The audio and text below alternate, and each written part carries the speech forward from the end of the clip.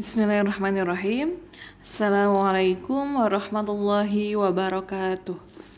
Bagaimana kabarnya anak soleh soleha Al-Azizar ini? Alhamdulillah luar biasa bersama Ariyat. Allahu Akbar. Semoga kita semua selalu dalam keadaan sehat walafiat, selalu dalam lindungan Allah Subhanahu wa taala. Amin amin ya rabbal alamin.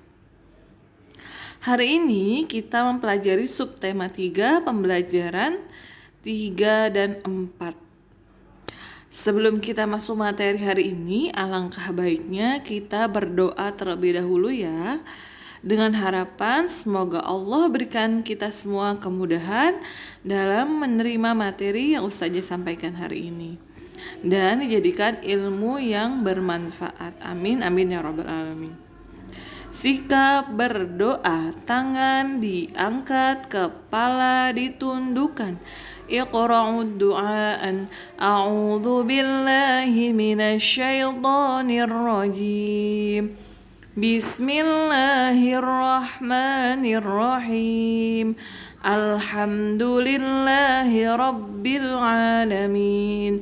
Ar-Rahmanir-Rahim. Maliki yaumiddin. Iyyaka na'budu wa iyyaka nasta'in. Ihdinas siratal mustaqim. Siratal ladzina an'amta 'alaihim ghairil maghdubi 'alaihim waladdallin.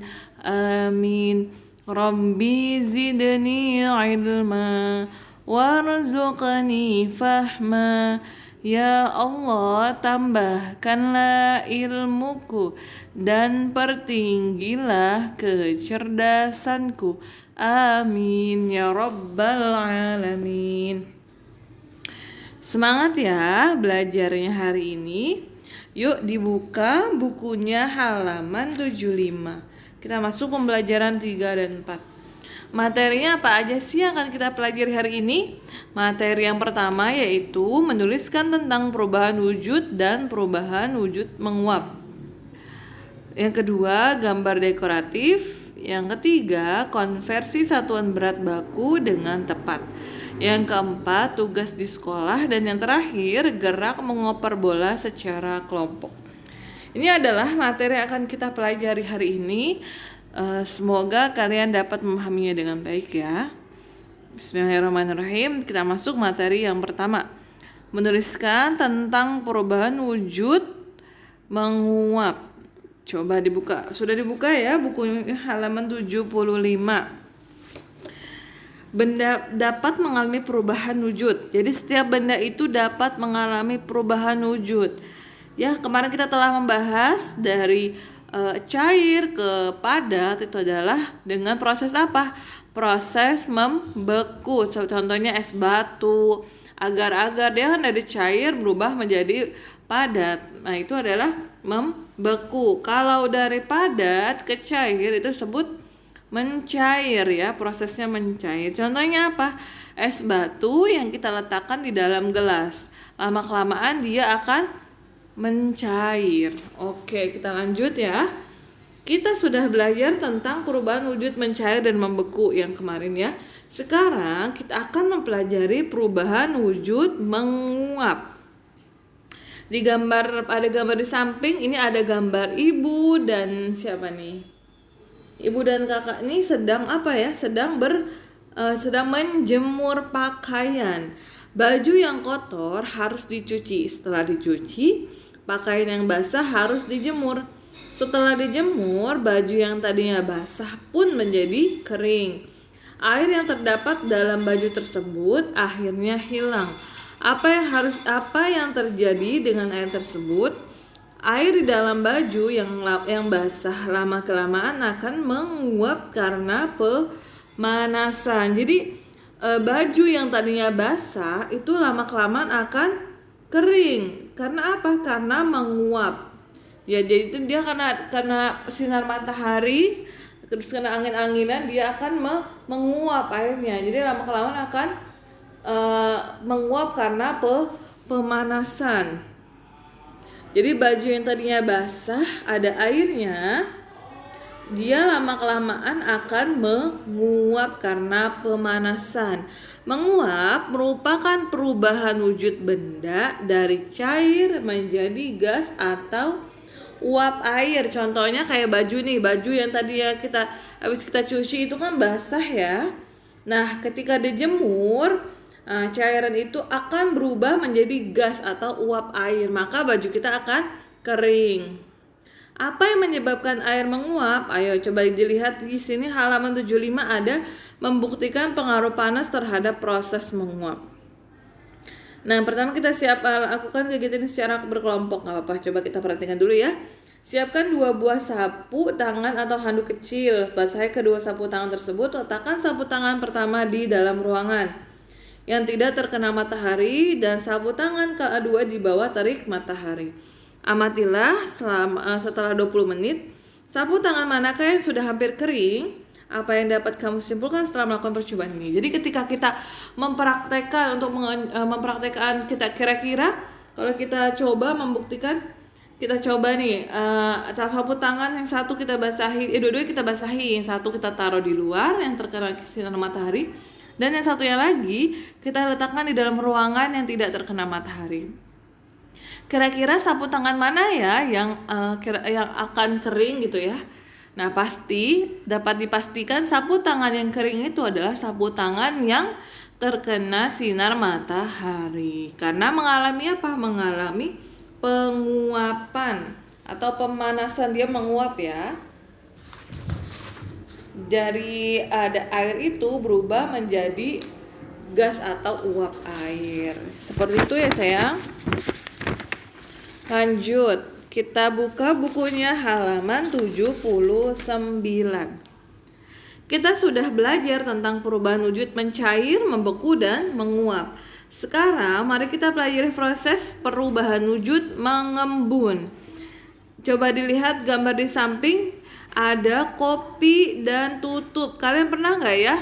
Misalnya kalian bikin susu nih ya, susunya panas, terus kalian tutup dengan tutup gelas. Lalu ketika kalian mau minum, tutup gelas itu ada airnya. Nah, itu adalah proses mengembun. Coba ya, biar lebih paham, Ustazah bacakan dulu. Deli membawakan teh hangat untuk ayahnya. Teh itu disajikan dalam sebuah cangkir yang ditutup. Saat ayah membuka tutup cangkir itu, Deli melihat butiran-butiran air pada bagian dalam tutup cangkir. Air yang menempel pada tutup cangkir tersebut berasal dari uap air teh hangat yang berubah menjadi cair. Proses perubahan dari wujud gas atau uap air menjadi wujud cair disebut mengembun. Jadi prosesnya adalah dari wujud gas yang tadi panas ya, airnya itu panas. Dari gas uap air menjadi wujud cair, maka dia mengembun. Pengembunan terjadi ketika benda gas mengalami pendinginan. Air hangat dalam gelas menghasilkan uap air. Uap air kemudian terhalang oleh tutup gelas karena suhu tutup gelas lebih dingin. Uap air tersebut berubah wujud menjadi titik-titik air. Kenapa ya bisa ada butiran air di tutup gelas? Karena tutup gelas itu suhunya lebih dingin. Jadi uap air itu berubah dari gas menjadi wujud cair itu ketika benda gas mengalami pendinginan. Air itu kan panas atau hangat, tetapi tutup gelas itu dingin, maka dia mengalami pendinginan. Uap air itu mengalami pendinginan. Kemudian kan tadi kan uap air itu kan panas ya atau hangat. Terhalang oleh tutup gelas yang sifatnya dia tuh suhunya tuh lebih dingin, maka air tersebut berubah menjadi titik-titik air atau mengembun. Dalam kehidupan sehari-hari, pengembunan juga terjadi secara alami. Misalnya ketika kamu menemukan titik-titik air di ujung daun pada pagi hari. Hal tersebut terjadi karena uap air yang ada di udara mengalami pendinginan pada malam hari. Cuaca pada malam hari itu dingin ya, lebih dingin dari pagi, siang, atau sore hari. Maka setiap pagi hari biasanya tuh kalian melihat di ujung daun itu ada embun. Butiran air itu disebut dengan embun karena mengalami penguapan ya pada malam hari yang cuacanya dingin. Oke, semoga kalian dapat memahaminya ya. Coba dibuka bukunya halaman 80. Setelah itu buatlah kalimat berdasarkan pada bagian tersebut. Mangkuk berisi air dan es batu. Es batu pada mangkuk dia akan apa? Es batu di dalam mangkuk akan mencair. Selanjutnya uap air di sekitar gelas mengalami mengembun. Contohnya seperti es batu dalam mangkuk akan mencair. Oke, kita lanjut. Dibuka bukunya halaman 76. Gambar dekoratif. Kita pernah belajar ya. Kemarin juga sempat dibahas juga gambar dekoratif. Amatilah kembali sapu tangan pada percobaanmu sebelumnya. Apakah ada hiasan yang terdapat pada sapu tangan tersebut? Di sini ada gambar, ada yang bentuk bunga, bentuk awan, pemandangan malam ya. Benda-benda seperti sapu tangan biasanya dihiasi dengan motif dekoratif. Motif dekoratif akan menambah keindahan sapu tangan. Bentuk-bentuk di alam seringkali menjadi inspirasi untuk membuat motif dekoratif. Ada bentuk tumbuhan, binatang, awan, matahari, pohon, atau pelangi. Perhatikan contoh motif dekoratif berikut nih ya. Jadi di sini ada gambar bunga. Jadi kalau gambar dekoratif itu biasanya diambil dari mana? Ada bentuk tumbuhan, binatang, awan, matahari, pohon, dan atau pelangi.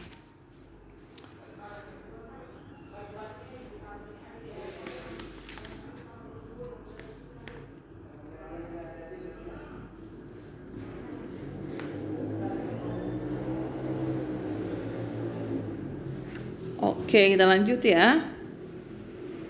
Konversi satuan berat baku dengan tepat. Coba dibuka bukunya halaman 77.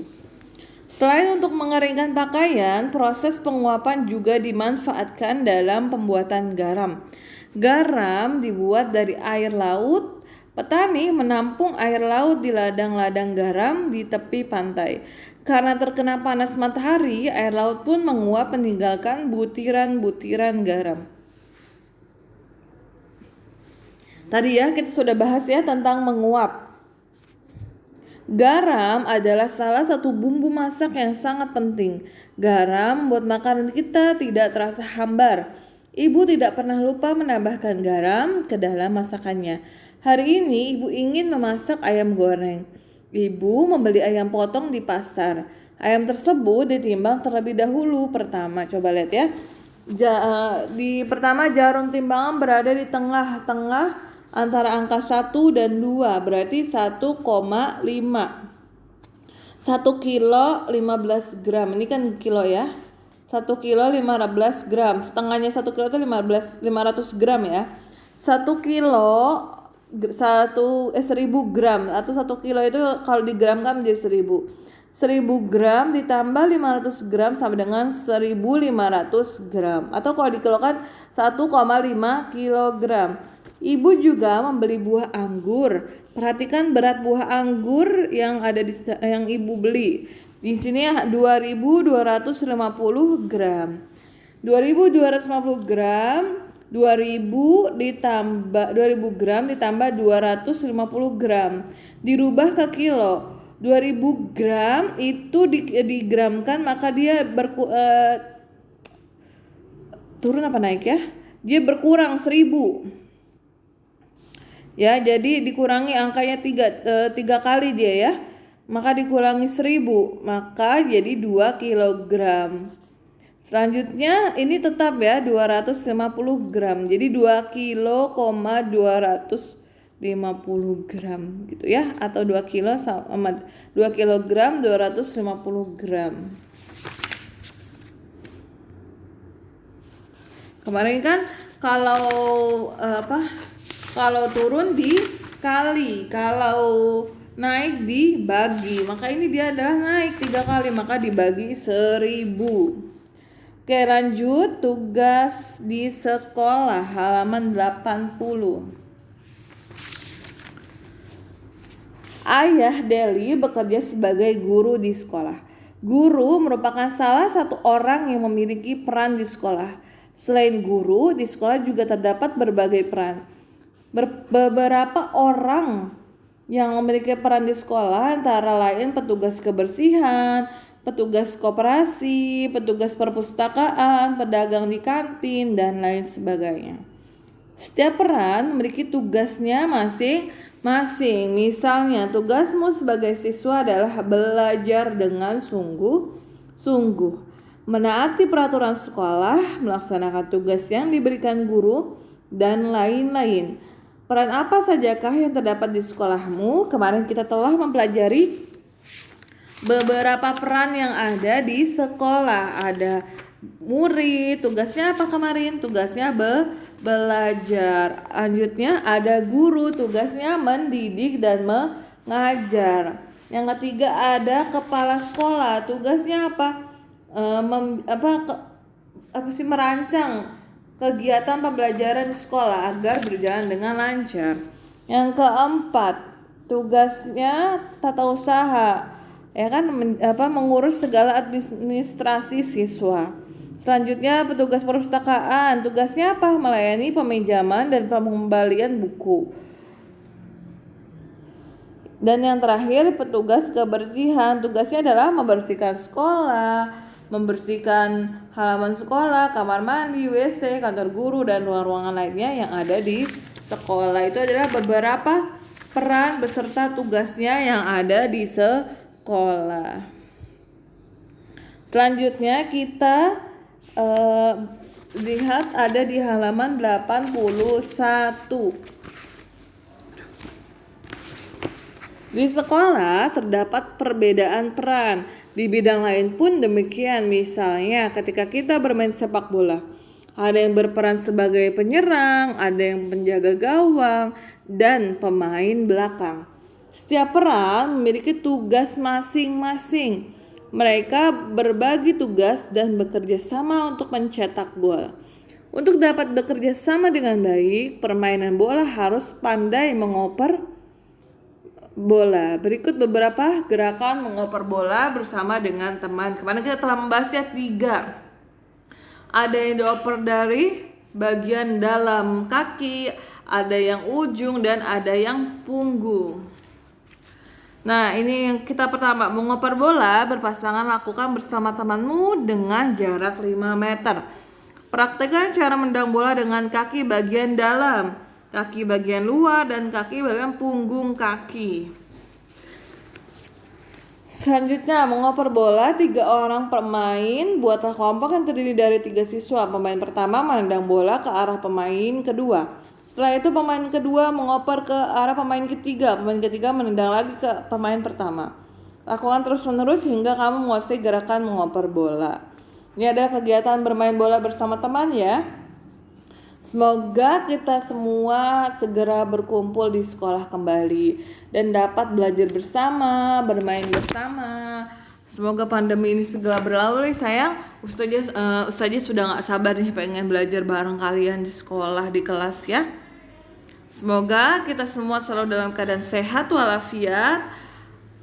Sayang. Oke, alhamdulillahirabbil alamin. Materi hari ini sudah selesai. Semoga kalian dapat memahami materi yang Ustazah sampaikan dengan baik. Amin. Oh ya, pesan Ustazah ialah sholat 5 waktunya jangan sampai ditinggalkan. Kalau bisa kerjakan sholat 5 waktu pada waktunya. Jangan lupa mengaji Al-Qur'annya. Tadarus uminya harus ditadaruskan terus ya. Selanjutnya yang terakhir apa? Membantu kedua orang tua, menghormati orang tua ya. Yang penting hormatilah orang tua kalian di rumah. Karena apa? Karena orang tua kalian sudah berjuang dengan penuh, dengan perjuangan yang penuh, dengan pengorbanan juga ya, untuk membesarkan kalian, untuk menyekolahkan kalian itu tidak mudah ya sayangnya. Jadi kalian harus menghormati orang tua kalian dan membantu kedua orang tua kalian di rumah semampu kalian. Apapun yang bisa kalian lakukan, lakukanlah. Sekecil apapun itu, ketika kita meniat meringankan beban orang tua kita gitu, itu adalah perbuatan yang sangat baik. Oke sayang? Jaga kesehatan, semoga pandemi ini segera berlalu dan kita akan segera belajar di kelas bersama-sama ya. Semangat ya sayang belajar di rumah. Oke, sampai berjumpa lagi. Kurang lebihnya Ustazah mohon maaf. Wassalamualaikum warahmatullahi wabarakatuh.